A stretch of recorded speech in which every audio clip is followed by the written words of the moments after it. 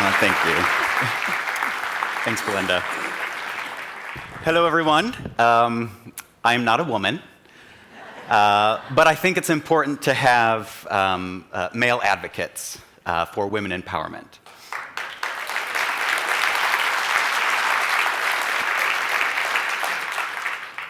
There's my slide. Okay. Okapi. Peaceful, gorgeous, horse-like creature that magically disappears into the forest. They're endemic to the Democratic Republic of the Congo, and they're endangered due to threats including deforestation through slash-and-burn agriculture, gold mining, and bushmeat poaching. The Okapi Conservation Project has been working in the Congo for over 32 years, working to address these threats, including programs in women empowerment. A 2019 study out of UC Boulder reconfirmed what we've known for a long time. The cause of conservation is advanced more assuredly when more women are at the decision-making table for land management. This is because they're good planners. They're much more empathetic.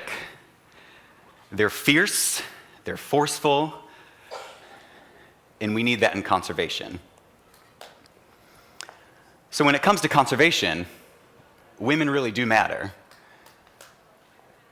And that goes for everything else in the world, too. Women matter everywhere. Yes. Not just conservation. So this is a typical woman in Congo. You can see that she has 10 children, and they typically have children to take care of a lot of the chores around their daily lives. The cleaning, the cooking, fetching water, taking care of the other children. And so we recognize the need to invest in women in this region of the country, especially our tenacious in-country director, Rosie Roof, who is a fantastic woman. You do not want to get on her bad side. But she is a wonderful woman. She has a heart of gold. She recognized the need to invest in these women in this region. So we started our first women's group in 2006. And the idea was to invest in their livelihoods, make sure that they have access to the things that they need, so they lessen their impact on the forest, which is where the Okapi lives. The Okapi need large, undisturbed tracts of dense rainforest in order to survive and thrive. So by providing for these local people, especially women, that lessens their impact on the need for the forest resources. And so through our women's groups, what we do is we provide the training, guidance, the structure, materials for whatever they may need to start their own small micro enterprises. Typically, this has to do with things with fabrics and sewing, so we provide them sewing machines. In Congo, when you have a group of people meeting together, you have to actually register it with the government. We cover all of their registration fees. We help them pave the way for what they want to do. And so they meet twice a week for 8 hours a day. And it's just the women working together, sewing, embroidery. They make tablecloths and curtains and all these gorgeous fabrics. And what they do is they take this and sell it in the local markets for additional income for their families. And they use this additional income to pay for school fees for their children. School is a very important resource. All the kids want to go to school. That's not so common in the US, I feel like, anymore. But everyone wants to go to school. Healthcare is a very important concern, so the additional income helps support their healthcare. And if there's any sort of repairs that they need to do on their house, like replace a roof, so all of these women actually work together to sell these items, and it goes into a collective pot of money. And what they do with that money amongst the group of women, they decide amongst themselves if they divide it evenly, if someone just needs to call upon it for emergency funding, if they're short on food 1 week or month, they can call on that pot of money. The most important thing with this is their husbands do not have access to that money. So having this income, it allows them to use it as leverage to be at the decision-making table. That's me. I'm also a fan of fabrics and sewing. If you visited the table, I have some extra scraps of fabric. I made my bow tie today. So when we visit them, we always talk about their needs, what they need us to do, what they need us to do to help fundraise for over here. And then they entertain me by allowing me to practice sewing on the sewing machine. While I'm working, John is playing. And this is Rosemarie Roof, who's our in-country director. Okay. So in 2006, we started our first women's group in Upolu. And we've since expanded to 5 other villages. Our women's groups are actually under our education program. So we have an office in Mombasa, Upolu, Niania, Wamba, and Mungberry. And so they make all of these items, and while they're there, we have educators that go in and actually, it opens the door to discuss the importance of protecting the forest. And becoming good stewards of their environment. And they end up becoming advocates for all of our work, and they're an additional voice in the community for conservation and protecting Okapi habitat. So it has worked out fantastically. This is Karin. She is probably one of the most tenacious women rock stars in Congo. It's a very difficult place to work. I'm sure you are very aware of all of the insecurity and instability in Congo right now, and the infrastructure is not that great. So she is the main educator that leads our women's group in the big town of Mombasa, right here. And so she had the fantastic idea. She realized that we needed to reach the women up in Mungberry. And this is about 250 kilometers, about 150 miles, in what would take normally about 2 hours on an open interstate here in the US. Actually takes 2 days to get there in the Congo, just to travel about 150 miles.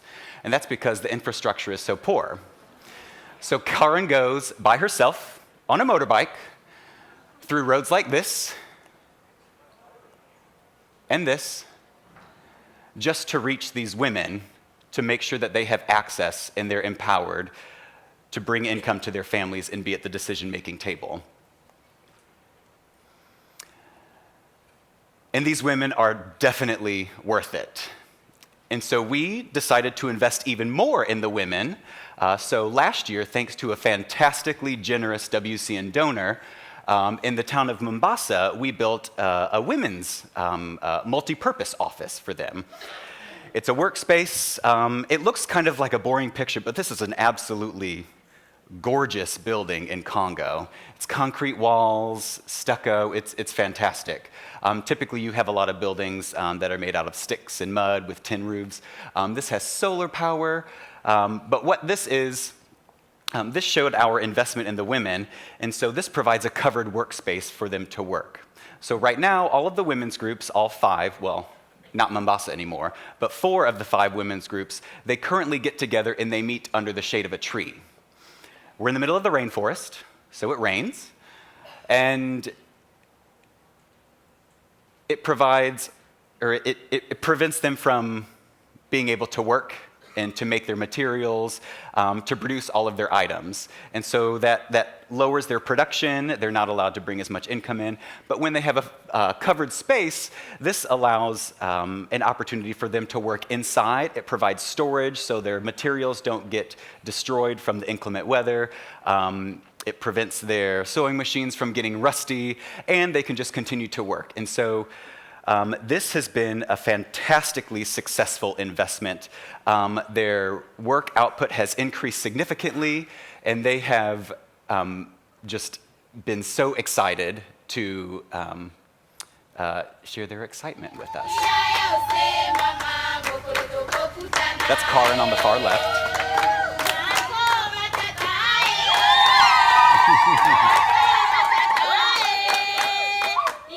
I always get chills when I watch that video. It's so exciting to me. I love hearing the songs. And so John and I actually just returned from Congo last Wednesday.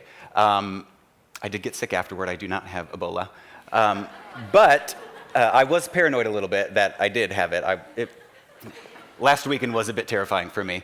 But we met with the women's group in Apulu, and this is currently where they're working, in an open area. It provides a little tiny bit of shade, but we proposed the idea of creating a building for them. And so we sat and brainstormed what they'd want. Even though they're just 70 kilometers from Mombasa, a lot of them had not actually seen the building, so they didn't really know what they wanted or what they could think of, what they needed. So we proposed the idea and showed them pictures of the Mombasa building, and they were ecstatic. So we told them that we're going to come to San Francisco and raise money for this building. Building costs about $50,000. And what is fantastic about this is Rosie Roof, our in-country director. I think I've said her name a few times. She actually owns land in Apulu, and she is donating her land to build this building for the women. So she herself, as a strong, tenacious woman, is empowering these women to continue their plight to have a seat at the table for conservation decisions. So give Rosie a round of applause. I'm going to show her this video on Facebook later. And so the future. What do we want to do? So we are not only going to build this building in Apulu, but we want to build these buildings in the 3 other locations around the reserve. Not only that, we just hired our first female agronome. So we have an agroforestry program with nurseries where we grow trees and distribute them to all of the local farmers. Therese Bangbeto has increased our output of trees grown in our nursery, up to 70,000. That's a sharp increase from 40,000 the year before, so she has done that alone. And those are all for reforestation efforts and for the local farmers in their farming programs.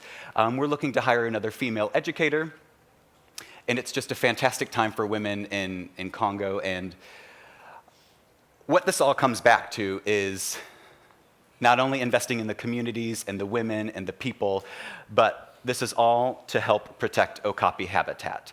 The rainforest not only benefits the people that are living in and around the rainforest, but it also protects Okapi and the other animals that live within it.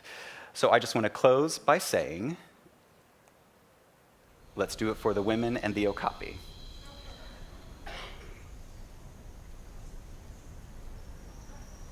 They're just so peaceful.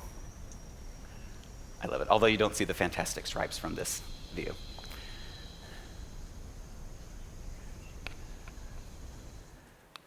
Okay, thank you so much.